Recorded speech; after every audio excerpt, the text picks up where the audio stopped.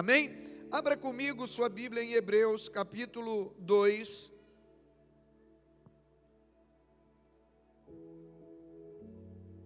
Depois desses dois testemunhos, a gente bem que podia só orar, né? A Isabelle, quando ela fala, e eu disse isso para ela e para o Bruno, quando ela veio me agradecer, e eu falei para ela, você apenas está colhendo aquilo que você plantou. Isabelle está com a gente há 10 anos, você vê como meu galardão é grande, né? E eu falo da história dela porque ela já testemunhou isso publicamente. Isabelle, o pai se suicidou, a mãe dela morreu de câncer, ela tem uma irmã cadeirante que depende dela. Sabe quantas vezes eu vi a Isabelle dizer assim: pastor, eu quero parar de servir, eu quero parar de cantar. Sabe quantas vezes a gente teve problema com a Isabelle, querendo desistir, querendo ir para o mundo? Nunca. Nunca. Eu lembro quando a mãe dela faleceu, uma semana depois ela estava aqui no altar, servindo e adorando. É por isso que eu digo que tem coisa que só acontece na vida de quem serve. Eu falei para ela, não fui eu. O que eu fiz é porque Deus falou comigo para fazer. Então, você nunca vai se arrepender de servir a Deus. E nós levantamos uma oferta também na nossa noite de voluntários, né? E muita gente contribuiu também. E na verdade foi Deus que proveu tudo, né? Não fomos nós. Então, depois desses dois testemunhos, a gente podia orar e ir para casa refletindo sobre a vida, né?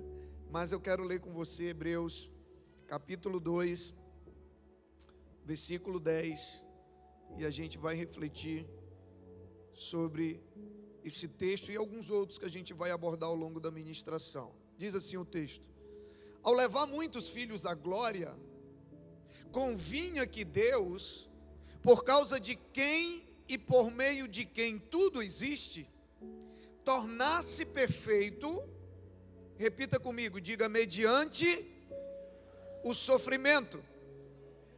Tornasse perfeito mediante o sofrimento o autor da salvação deles. Queridos, eu queria refletir com você hoje sobre algumas coisas que nós devemos saber sobre as tribulações, que às vezes a gente não sabe.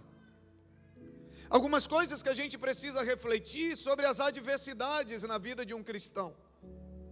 Quando Cristo se tornou carne, quando Cristo se torna em forma humana, quando Ele nasce, certamente Ele já nasceu destinado a sofrer algumas aflições.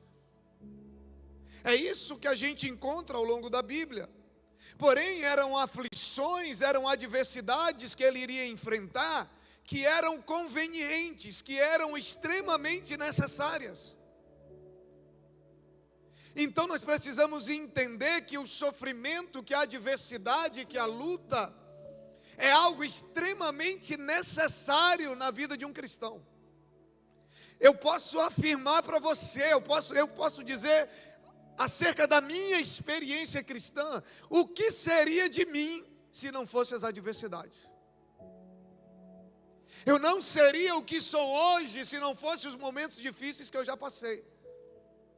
Porque os dias bons, eles mudam aquilo que nós temos, mas os dias maus mudam aquilo que nós somos. Tem nível de mudança que Deus só consegue operar em mim e em você se for no dia da adversidade. Por quê, pastor? Porque no dia bom a gente não dá para Ele a atenção que a gente precisa dar. Porque no dia bom o nosso coração não fica do jeito que ele precisa para moldar. A adversidade deixa o meu e o seu coração do jeito que Deus gosta. A adversidade deixa a minha vida e a sua vida, coloca a minha vida e a sua vida no lugar que ela sempre deveria estar. Porém, nem sempre está. O texto diz que era preciso, sabe, que mediante o sofrimento, diz que convinha que Deus tornasse perfeito mediante o sofrimento. Eu quero dizer para você que sofrer de uma aflição E o resultado dela depende muito da percepção que nós temos da situação. A maneira como nós enfrentamos e o que determina se nós vencemos ou somos vencidos por ela, está diretamente ligado à percepção que nós temos. É verdade que no meio da angústia, no meio da dor, no meio do sofrimento, no meio da perda, muitas vezes a gente acaba se confundindo e a gente acaba achando, sabe, que daquilo ali não tem nada de bom, que aquilo não está produzindo nada de bom. Mas nós devemos aprender a lidar com as adversidades, com os momentos difíceis, porque a Bíblia nos ensina ao longo de toda a sua trajetória, de que é através das aflições, das adversidades, das dores e dos sofrimentos, que nós somos aperfeiçoados. Tornar perfeito, nós somos aperfeiçoados, a nossa fé é aperfeiçoada, o nosso caráter é aperfeiçoado, a nossa estrutura é aperfeiçoada, o nosso relacionamento com Deus é aperfeiçoado. Todos nós sofremos com esses momentos, indistintamente. Não existe uma condição financeira que você possa alcançar que te blinde do sofrimento. Não existe uma condição social, um status que você consiga alcançar que te blinde do sofrimento. Não existe. Todos nós sofremos com esses momentos. No entanto, Cristo nos deixa uma mensagem que Ele diz que Ele venceu o mundo. É interessante quando Cristo fala desse texto. João capítulo 16, versículo 33, Ele diz assim: eu lhe disse essas coisas para que em mim vocês tenham paz. Neste mundo vocês terão aflições. Contudo, tenham ânimo. Eu venci o mundo. O que ele está dizendo? Ele está dizendo, olha, se ele está falando que no mundo nós vamos ter aflições, e se ele venceu o mundo, ele está dizendo em mim, se eu venci o mundo, eu venci as aflições, e se você estiver em mim, fica tranquilo, em mim você vai ter paz, porque independente do que você passar, em mim você vai ter resposta, em mim você vai ter saída, em mim você vai ter solução, em mim você vai encontrar força. Ele diz, eu lhe disse essas coisas para que em mim vocês tenham paz. A gente só precisa entender onde é que está o segredo desse texto. Quando ele diz em mim, é nele. Agora, como estar nele? Porque às vezes a gente confunde estar nele com estar na igreja, que são duas coisas diferentes. Quem está nele, está na igreja. Mas nem todo mundo que está na igreja está nele. É impossível alguém estar em Cristo e não querer congregar. Mas é possível alguém congregar e não estar em Cristo. Então ele diz, em mim vocês vão ter paz. Ele diz, nele nós temos a paz. E algo que nós devemos aprender sobre as aflições é que quando elas passam, algo de bom vai permanecer. O problema é que a gente não vê o que está sendo gerado de bom. É igual quando você está na academia e você começa a levantar peso, e aquele esforço, você só sente a dor do músculo, você só sente o cansaço, mas algo está sendo gerado, algo novo, algo mais forte está sendo gerado ali dentro. O esforço que você está fazendo está gerando um crescimento, está gerando uma força que aparentemente você não vê. Sabe, quando as aflições passam, algo de bom sempre vai permanecer. É isso que diz em Romanos 5, versículos 3 a 5. Ele diz, não só isso, mas também nos gloriamos nas tribulações, porque sabemos que a tribulação produz perseverança. A perseverança produz um caráter aprovado, e o caráter aprovado produz esperança. E a esperança não nos decepciona, porque Deus derramou o seu amor em nossos corações, por meio do Espírito Santo que Ele nos concedeu. Paulo sabia que as aflições produziam algo bom.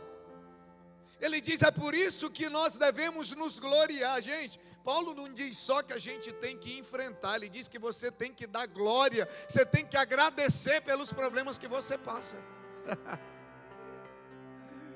Não é só ficar caladinho e ali tem que sofrer, não é sofrer calado, não é sofrer glorificando, é passar pela prova dando glória a Deus, é passar pela luta, sabe por quê? Porque ele sabe que aquela tempestade vai passar, e aquilo que é de bom vai permanecer,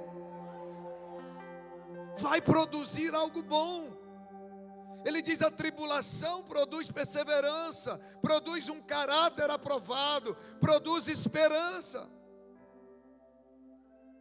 O salmista vai dizer que aqueles que esperam no Senhor, eles recebem novas forças, eles voam como águia, eles correm e não se cansam.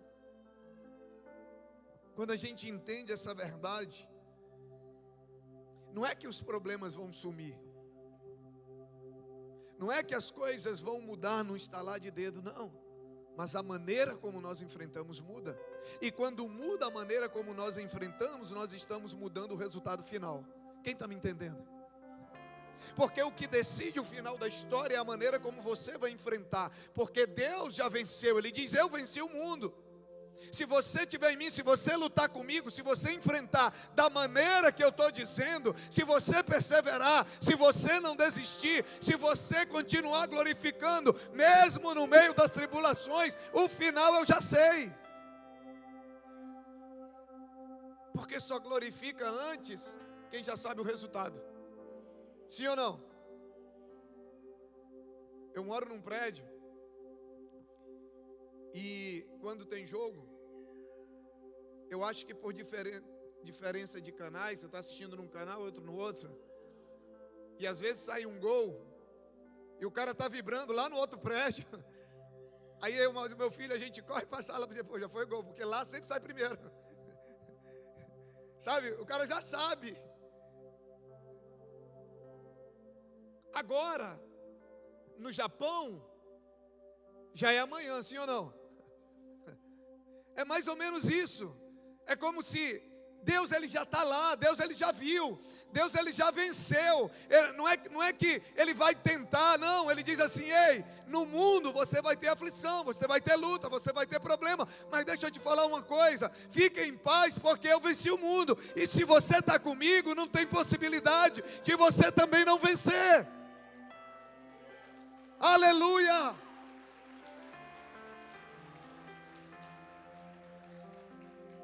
Sabe, quando a gente entende isso, a gente percebe que não importa quão grandes sejam as aflições, nenhuma delas durará para sempre. O problema é que quando a gente está no meio do turbilhão, a gente acha que nunca vai acabar, mas vai. A gente esquece que teve outras já atrás, já que passou também. A gente esquece. Por quê? Porque o emocional abala, você perde a capacidade de enxergar, você perde a capacidade de raciocinar, dizer, às vezes você está se deixando abater por uma luta menor do que outras do que você já venceu.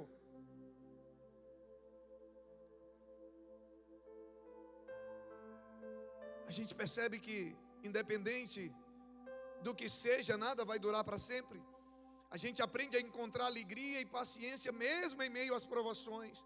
Sabe, e adorar a Deus se torna importante no meio da aflição. O salmista, no Salmo 42, é um dos salmos que nós refletimos durante a primeira semana da jornada dos 30 minutos estudando a Bíblia. E é um texto que me chamou muito a atenção. Ele diz assim, porque o salmista fala com ele mesmo. Você já aprendeu a falar com você mesmo? Sim ou não?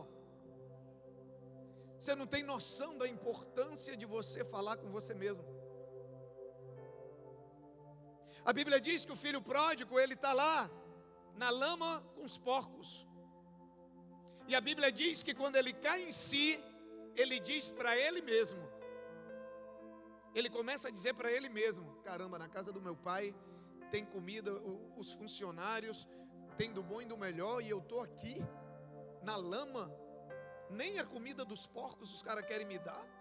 Sabe o que eu vou fazer? eu vou me levantar, eu vou voltar para a casa do meu pai, vou dizer, meu pai, pequei contra ti. Então ele está falando com ele mesmo. Nesse texto o salmista tem a mesma experiência. Salmo 42:11, ele olha e diz para si mesmo, ele fala para a sua alma: por que está tão triste, ó minha alma? Por que está assim tão perturbada dentro de mim? Põe a sua esperança em Deus, pois ainda o louvarei. Ele é o meu Salvador e o meu Deus. Ei, deixa eu te falar uma coisa: o que muda o destino da tua vida, o que muda o resultado da situação, não é o que os outros falam, nem é o que você fala para os outros, é aquilo que você fala para você mesmo. É aquilo que você diz para você mesmo. Sabe, o salmista é como se ele olhasse, e é lógico que ele estava abatido, porque ele olha para ele mesmo e diz assim: por que está abatida a minha alma? Por que está tão perturbada? Ele está dizendo assim: você não tem motivo, porque coloca a tua confiança em Deus, espera em Deus. Por quê? Porque você sabe que você ainda vai louvar. Ele está dizendo: ei, por que você está tão preocupado? Descansa, porque vai passar. Descansa, porque você vai voltar a louvar. Descansa, porque o sorriso vai voltar. Você precisa dizer isso para você mesmo, porque você está deixando que as vozes externas tome uma proporção maior do que aquilo que você ouve de Deus. O que você pensa quando a tristeza se insinua na sua vida? Você é daquele que acha que as aflições não são necessárias? Não. São necessárias para produzir algo em nós que jamais seria produzido de outra maneira. Se você deseja uma paz que excede todo entendimento, só tem uma maneira, sabe? É você guardar o seu coração e os seus pensamentos nele. E eu quero encerrar com esse texto, Filipenses 4, 6 e 7, quando ele diz: não ande ansiosos por coisa alguma, mas em tudo, pela oração e súplica e com ação de graça, apresentem seus pedidos a Deus. E a paz de Deus, que excede todo entendimento, guardará os seus corações e a sua mente em Cristo Jesus. Ele diz assim: ei, para de ficar ansioso, para de ficar preocupado. Aí ele dá a direção do que você deve fazer. Ele diz: mas, ele está dizendo, ao invés de ficar ansioso, preocupado, ele diz: mas, pela oração, pela súplica e pelo agradecimento, apresenta a Deus o teu pedido. Apresenta a Deus e descansa. Ora a Deus e descansa. Faz um propósito com Deus e descansa. Espera nele, espera nele, espera nele, porque a Bíblia diz que os que esperam nele voam alto como águias, corre e não se cansa. Sabe, ei, eu vim aqui hoje à noite para dizer para você: para de se preocupar, entrega a ele em oração, decida entregar todos os dias em oração, faça voto com Deus, faça propósito com Deus, e você vai ver o milagre acontecer. Aleluia! Fica de pé no teu lugar em nome de Jesus.